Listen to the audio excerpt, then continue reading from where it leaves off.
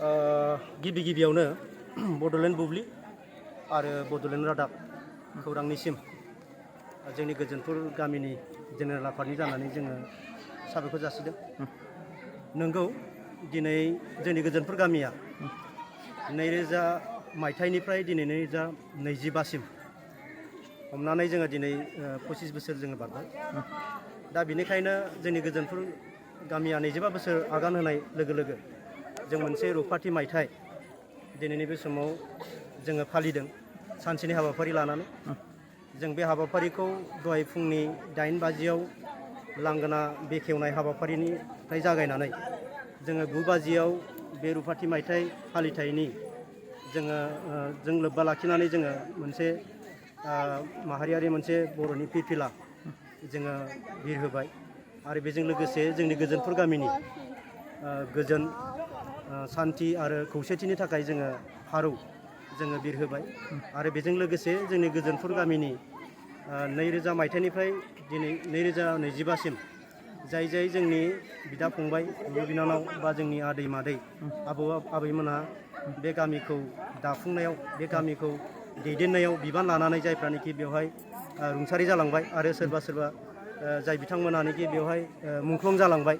गोबां दाङाबाजिनि गेजेरजों फैनाय मोनसे गामि हिसाबै दा बिथांमोनखौ जोङो गोसोखांनानै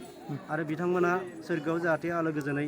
थाहैनो हायो बेखौ जोङो मिजिंथिनानै इसोरनाव आर'ज गाबनानै जोङो बिथांमोनखौ मोनसे गोसोखांनाय मोनसे जोङो बिथांमोननि मुङै बिबार बावबाय। दा जोङो आसा खालामगोन जोङो बे जिथु रुफाथि मायथाइ फालिथाय जोंनि गोजोनपुर गामिनि बेजों लोब्बा लाखिनानै जोङो मोनसे रिपिकां हिसाबै रिपिकां मुं होनानै मोनसे जोङो सुबिनिर एबा बिसम्बि जोङो सेबखांदों। जोंहा जोंनिनो बोसोनगिरि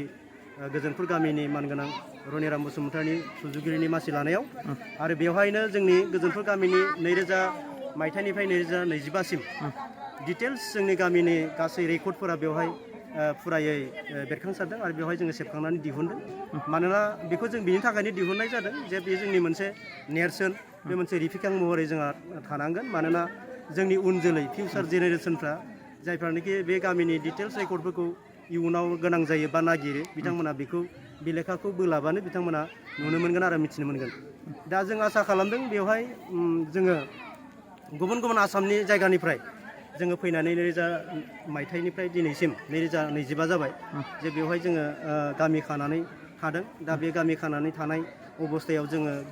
मालाबा गेजेर गेजेर समनि फाखनाव मालाबा दाङाबाजि जायो आरो गोबां हारि माहारिनि गेजेराव बे गोजोनपुर गामिया दं हिसाबै जोङो हयथ' गोबां मोगा मोगि मालाबा खैफोद आफोदजों मोगा मोगि जायो। अब्लाबो जोङो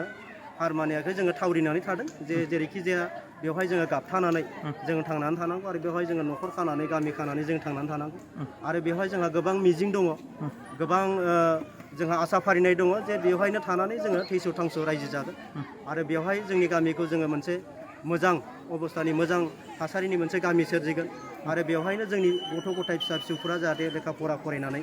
गुनि गियानि गोरों जानांगौ, साफा डक्टर इन्जिनियार हयथ' जानांगौ, बेखौ जोङो गार्जेन हिसाबै जों दिथागिरि हिसाबै साफा गामिनि दैदेनगिरि हिसाबै जों आसा फारियो आरो मिजिंथियो जाहाथे जोङो गोबां दिनै गोजोनपुर गामि हिसाबै गोबां थांखि लानाय दङ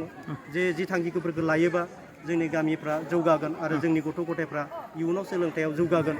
आरो इयुनाव मोजां थासारिया फैगोन बेखौ जोङो नोजोर बोदों। दा बेनिखायनो जोङो दिनै 2020निफ्राय 2025सिम जिथु 25 बोसोर जिथु आगान होबाय बे खुंथायखौ लोब्बा लाखिनानै जोङो दिनै हयथ' गोबां रंजानाय बाजानाय हयथ' दिनै जों खालामबाय। आसा खालामगोन इयुनाव आरो बेनिख्रुइ जों साबसिन हामसिनै आरोबाव जोङो हाबाफारिफोर लानो हाथों। दिनै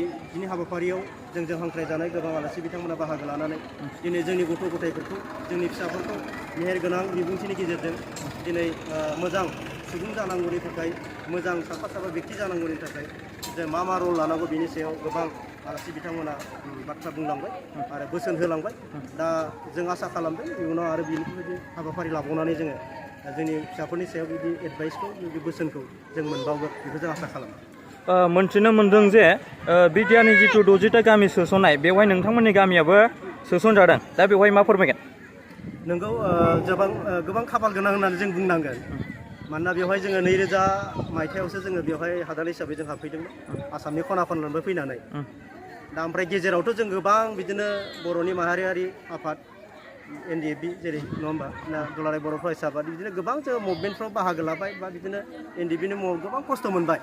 दा जोंनि गोसो गोरबोआव दङ जायफ्रानोखि सोरबा जोंनि बिदा फंबायफ्रानो दिनै मुंख्लं जाबाय आरो बुंनो थाङोबाथ' बेयाव 2014 मायथाइयाव नङा होमबा मोनसे गुस्टि हंगरख' जेरावनोखि जोंनि रायजो राजाफ्रा खालामाखैमोन अब्लाबो माहारियारि आफादफ्रा खालामनायनि थाखाय जोङो बेवहाय खस्थ' मोननांबाय टटेलि बेयाव जेसेबांनाखि गासै 200 बरसो दङ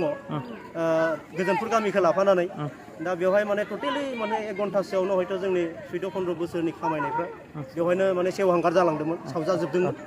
दा अब्लाबो बिनिनो मोनसे फिथाइ हिसाबै जोङो मोननो हाबाय जा 2020 मायथाइनि जिथु BTR एकर्ड बेवहाय ओरै 5-2निफ्राय गहपुर नङा होमबा लखिमपुरसिम BTR एक्सटेनसन जानांगौ दा बिनिनो फिथाइ महरै जोङो माने बे गोजोनपुर गामिया जिथु 60टा जिथु BTRआव एक्सटेनसन जानाय बा सोसनजानाय बेवहाय जोंनि 60टा बेयाव जिथु गामियाव जोंनि गोजोनपुर फरेस्ट भिलेजा दंफायो आरोखि दा जों रायजोफ्रा ओरैबायदि गोजोननाय मोन्दों मानोना जोङो गोबां होख्रावबोबाय गोबां खस्थ' खालामबाय जेल जानांबाय सोरबा थैनांबाय नङा होमबा दुखु खस्थ' सैनांबाय जोङो न' बां सावजाबाय बिनि फिथाइ हिसाबै जोङो BTR हाबनो मोननाया जोंनि थाखाय बिराद गोग्गाथाव बाथ्रा आरो जों गोबां गोजोननाय मोन्दों आरो बिनिख्रुइ देरसिन गोजोननाय जोङो मोननाय नङा आरो जोङो दिनै बे बड'लेण्ड बुब्लि आरो बड'लेण्ड रादाबनि गेजेरजों साबायखर जासिगोन मानो होनबा भारतनि प्राइम मिनिस्टार नरेन्द्र मदि आरो नखर मन्त्रि जोंहा अमित शाह आरो आसामनि chief minister doctor Himanta Biswa Sharma आरो BTRनि चिफ दानि चिफ जोंहा प्रमद बर' आरो आबसुनि आफादगिरि जोंहा दिपेन बर' सार बिथांमोनखौ जोङो रोजा रोजा साबायखर जासिहरो दिनै गोजोनपुर गामिनि रायजो राजा आइ आफा जानानै मानोना जोंनि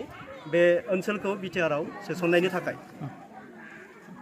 रुपाथि मायथाइ जि गामिनि गोजोनपुर गामिनि हाबाफारियाव बाहागो लानानै मा फोरमायगोन जोबोद गोजोननाय मोन्दों बिश्वनाथ जिल्लानि सिङावनो थानाय नैबे हेलेम बिधानसभा समस्तिनि सिङाव गोग्लैयो बिहालि बिधानसभा समस्तिनि सिङाव गोग्लैयो दा बे गोजोनपुर गामिया 2000 मायथाइनिफ्रायनो बे जायगायाव रायजो जादों बर'फ्रा थाफैदों आबाद मावनानै जादों बायदि रोखोम मावनानै जादों आरो बेयाव बिथांमोना थाफैनानै 2014 मायथाइयाव माहारियारि दाङाबाजिनि थाखाय बिथांमोना दै बारनानै हाजो फारसे अरुणाचल फारसे खारनाबो थाहैनांदोंमोन नाथाय दिनै बै थासारिनिफ्राय ओरैबायदि सोलायफैबाय बे गामिया दिनै फैनानै जोबोर गोजोनदों बयबो गानै जोमै बयबो मिनि खुसियै दिनै रुपाथि मायथाइ फालिदों अर्थात बिथांमोननि गामिया रायजो जानायनिफ्राय दिनै 25 बोसोर बारबाय दा बेनिखायनो बिथांमोना रुपाथि मायथाइ फालिदों आसा फारिदों बिथांमोननि गामियाव जिबायदि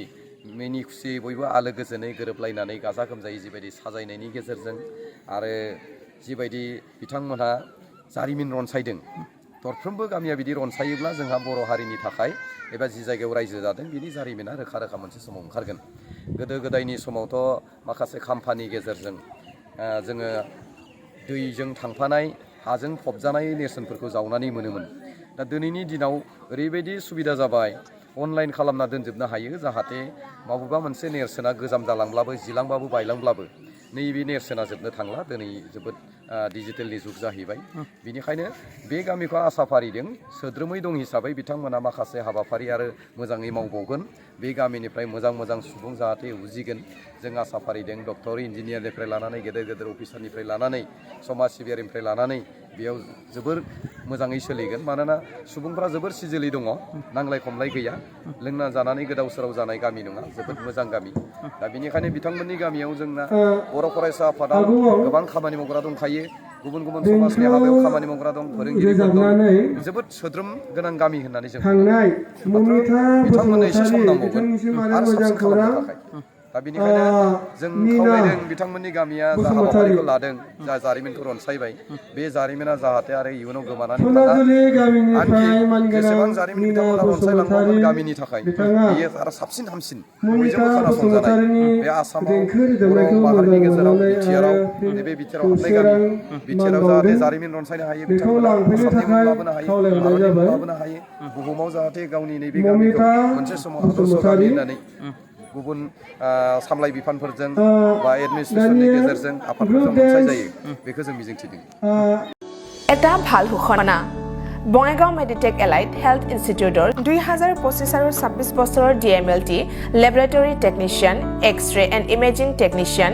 ECG technician pharmacy assistant dental hygienist emergency technician আৰু নাৰ্ছিং কেয়াৰ এছিষ্টেণ্ট কোৰ্চৰ নাম ভৰ্তি কৰাটো এতিয়া চলি আছে নাম ভৰ্তি কৰাৰ বিষয়ৰ বাবে জানিবলৈ ব্যক্তিসকলে 9395558676 নম্বৰত যোগাযোগ কৰিব পাৰিব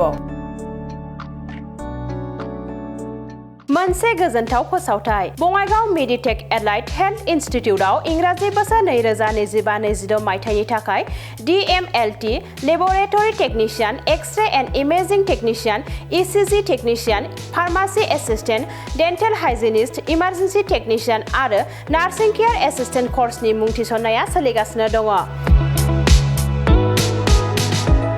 मुं थिसननायनि सोमोन्दै सुलाद लानो थाखाय 9395558676 नाम्बाराव फोनांजाब खालामनो हागोन